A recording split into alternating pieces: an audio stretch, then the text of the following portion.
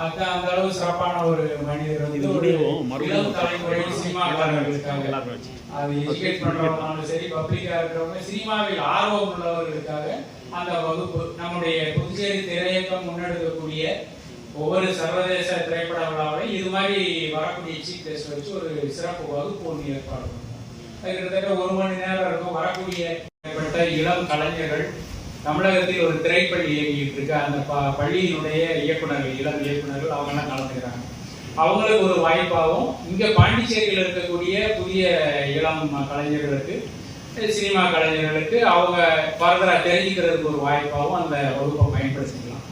அது இந்த திரைப்படங்கள்ல நம்ம சும்மா ஒரு 8 படத்தை பார்த்துட்டு கலையாம ஒவ்வொரு படத்தை பற்றியும் மறுநாள் அந்த 3 படங்கள் முதல் நாள் திரையிடப்படக்கூடிய 3 படங்களுடைய கருத்துக்களை மறுநாள் பார்வையாளர்கள்ட்ட பகிர்ந்துக்கிற மாதிரியா அவங்க என்ன நினைக்கிறாங்க, இந்த சினிமா எப்படி இருக்கு அப்படின்றது